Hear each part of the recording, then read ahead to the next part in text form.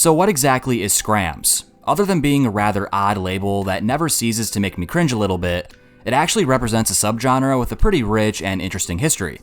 Stemming from emo and hardcore punk, it's essentially the evil spawn of these two styles, but there's more to the story than you might think. Dating back to the early 90s, there's a lot to cover, so I'm not going to waste any time and just jump right in. In this video, I'll be covering the following: what Skramz is, how the term was coined and its history, the most significant bands of the subgenre and their music, and finally its overall legacy within the punk/hardcore/emo community. I'm the Music Narrative, and this is a brief history and analysis of Skramz.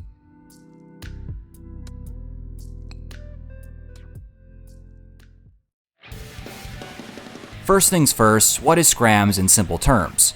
Well, it's basically a fusion of emo and hardcore punk. More specifically, it features harsher vocals than your typical emo or hardcore band, with lots of screaming. It's also a lot more chaotic in its composition and sound. These simple differences make Skramz its own unique subset. So what's the difference between Skramz and screamo? Sounds like they're the same exact thing on paper, and that's because they are. No difference between them whatsoever, but the problem is the term screamo is extremely vague. When your average person who's not super deep into music hears that term, they think of any band with screamed vocals. This could range from, I don't know, Asking Alexandria to Bring Me the Horizon to Slipknot, and these bands could technically fall under that umbrella because they scream. For this very reason, the term Skramz was invented to avoid confusion and to set itself apart. It's actually a relatively recent label, retroactively placed on older bands. Back in the 80s and 90s, you simply referred to this sound as hardcore or later on emo. Then somewhere along the way, the screamo label stuck, and to be honest, it was and is pretty dumb. So I can see why the term Skramz was coined, as constantly having to explain what screamo really is and isn't became too much to bear. Since the two terms are interchangeable, I'm just going to use both throughout the video because who cares? As I said earlier, Skramz has its roots firmly planted in hardcore punk, and it began in the West Coast in the early 90s.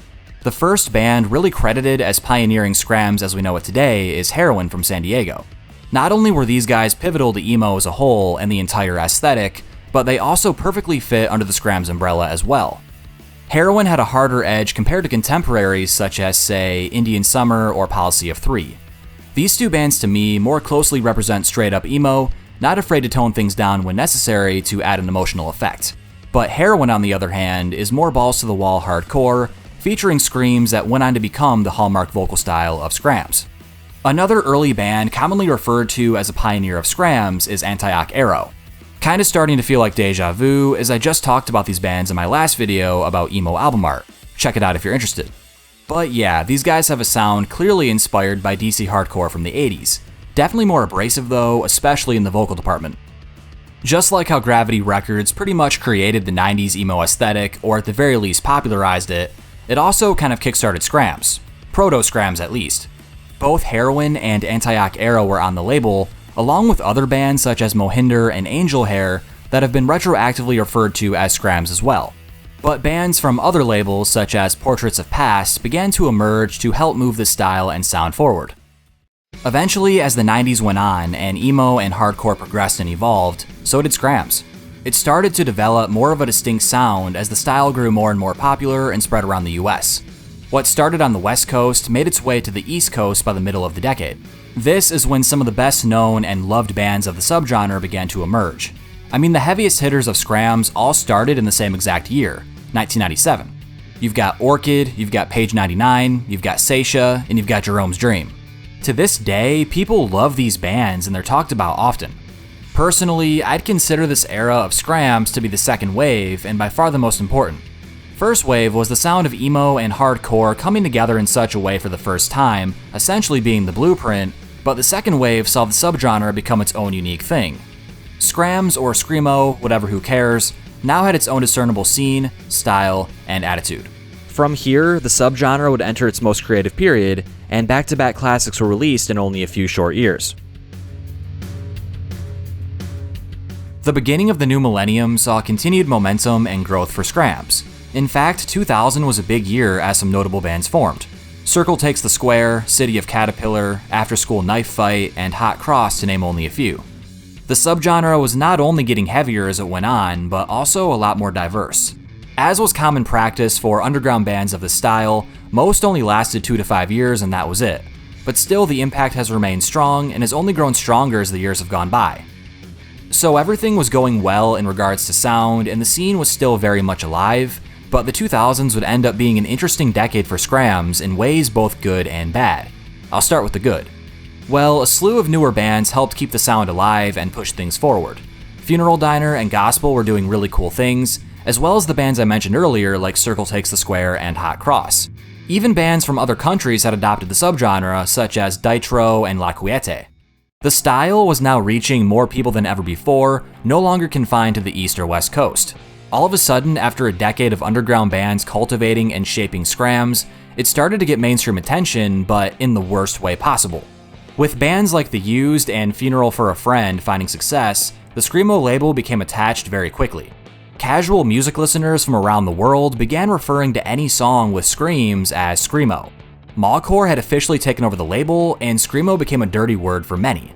As the decade went on, it only got worse. Most people just didn't know screamo was an actual scene or subgenre. So the term Skramz emerged as somewhat of a joke to differentiate between real and fake screamo, and it ultimately stuck. It wasn't all doom and gloom though.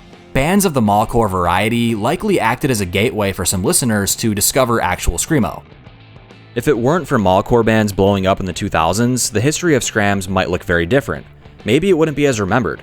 I mean, I doubt it would have that much of an effect, but who knows. By the late 2000s, the subgenre was getting a little sparse for new and exciting bands. They were definitely out there, but the scene just wasn't as lively as it once was. However, the next decade would see a wild resurgence not many people could have predicted. Going into the 2010s, a new wave of up-and-coming bands were already cooking. One of the biggest from this era would be La Dispute. With the band experiencing pretty heavy popularity following their 2011 album Wildlife, it led to somewhat of a revival of this sound. Along with other notable bands during this time, like Pianos Become the Teeth and Touche Amore, the next generation of Skramz was now in full swing. As the decade went on, the influence of these bands would eventually give way to stuff like I Hate Sex, Portrayal of Guilt, Algae Bloom, Frail Hands, and a lot more. I also can't forget one prevailing trend that began at the end of the 2010s. Reunions, reunions, reunions. A ton of OG Skramz bands have come back since around 2018 or so. This has been a big source of the subgenre's surge in popularity within the underground. This brings us to present day, and we still have a ton of small bands grinding and keeping Skramz alive.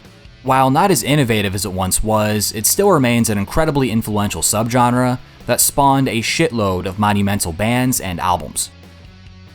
This is a largely simplified history of Skramz. If I went super in depth, this video would be an hour long, and let's be honest, very few of us have the attention span for that in 2025. So with that, I want to take some time to acknowledge and analyze some of the subgenre's most important bands.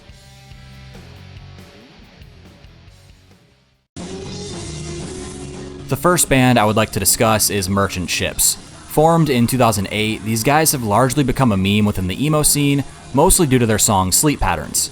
As a result, they've become one of the more popular bands associated with Skramz in recent memory. 2010's For Cameron is pretty much a classic of the genre, and I think Dying is one of the best songs of modern-day Skramz, period. Jack Semth, the vocalist of Merchant Ships, would later join William Bonney, being another noteworthy project. Jumping back to the very beginning, Antioch Arrow's In Love with Jets is such a visceral album, overflowing with a raw intensity that has never really been matched. From start to finish, the band overwhelms your senses with 13 minutes of controlled chaos that rivals the best this subgenre has to offer. Another early release is Angel Hair's self-titled 7-inch from 1994. This is a face-melting project by a band that, like Antioch Arrow, was unfortunately so short-lived. I really wish they did more, but what we have is all amazing. I can't make a video like this without talking about Orchid. They're easily one of the biggest names in the history of Skramz, and that's something nobody can deny. They have the most recognizable album art of any band from their time, and their 3 full-length albums are downright classics of the scene. My favorite album by these guys definitely has to be Dance Tonight, Revolution Tomorrow, but really everything is top-notch. Orchid is interesting because they're one of the heaviest of this style, taking a lot of influence from power violence and even grindcore. They're kind of in their own unique lane as a result. Orchid have reunited in the past couple years, and they're out there playing shows again, which is awesome. Another band I have to talk about is Page 99 from Virginia. They began as a 6-piece and later expanded to an 8-piece, which is pretty unusual for this style of music, but it makes more sense when you consider just how prolific these guys were. They put out 14 releases in total, ranging from Document 1 to 14, and all of it is killer. It's really impressive just how much ground the band were able to cover in their initial 5-year run. They played over 300 shows, went on multiple tours, and only got better and heavier musically. But like a lot of these bands, they shined so bright and were so in the zone that the light eventually burnt out and they broke up. And just like so many of these very same bands, they're now back. Yet another essential band in the Skramz realm that has returned recently is Saetia. They were only active for 2 years in the late 90s and released only 17 songs, but their impact was and is substantial. I don't know if grandiose is the right way to put it, but these guys definitely have more of a dramatic, pensive approach to both their instruments and lyrics. It's an interesting concoction of words clearly penned by one who's well read, along with crushing musical passages that borrow from punk and even prog. Certainly one of the more distinct bands of their respected scene, and one that deserves the praise they've received over the years. The last band I want to cover in this section is, of course, Jeromes Dream, maybe the most influential of all the bands I've talked about thus far. When it comes to describing the band's sound and style, the word intense is the most accurate, but it still doesn't do them justice. More specifically, their first album features some of the craziest vocals I've ever heard. 10 songs and only 16 minutes, the band's legacy was set in stone immediately following its release in 2000. On their follow-up album Presents, vocalist Jeff Smith completely changed his vocal style after supposedly passing out while recording their split with Orchid. This isn't confirmed, but what is confirmed is during live shows, he would literally avoid using a microphone altogether, instead opting to scream at the top of his lungs every gig. Clearly that approach is not very good for your vocal cords or your body in general, but at the same time, it gave way to some truly chaotic performances.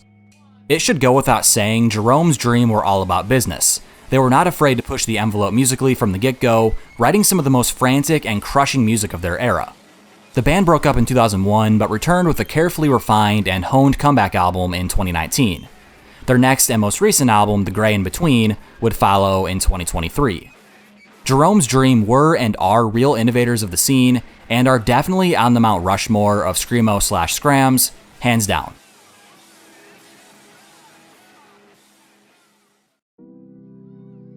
The term Skramz is actually pretty funny, and I'm genuinely surprised it's become so big and well known. Most bands that have been called Skramz have a strong distaste for the label, and I'm not a big fan either, but at the same time, I get why it exists. The term screamo is way too ambiguous for most music fans, and it just creates unnecessary confusion. In terms of the subgenre's overall legacy and influence, it's possibly bigger than it's ever been right now. Thanks to the internet, so many OG bands have returned in recent times, as their music has been rediscovered by younger generations. The limitations in the 90s and early 2000s in regards to getting your stuff out there are gone. Now, you can simply share your music on Reddit, for example, and have a shot at garnering a network of fans. So obviously, a bunch of younger bands have used this to their advantage with TikTok and stuff like that, while older bands that never got their due respect back in the day now have a big enough following to return even after 20-ish years. The internet and social media definitely have their downsides, but this is an example of it actually being really useful. I wouldn't be here today making this video if it weren't for that, as I wasn't around back when most of these bands were active. Like a lot of people, I came across the music of, say, Orchid or Jeromes Dream way after the fact, and I gotta thank modern day technology for that.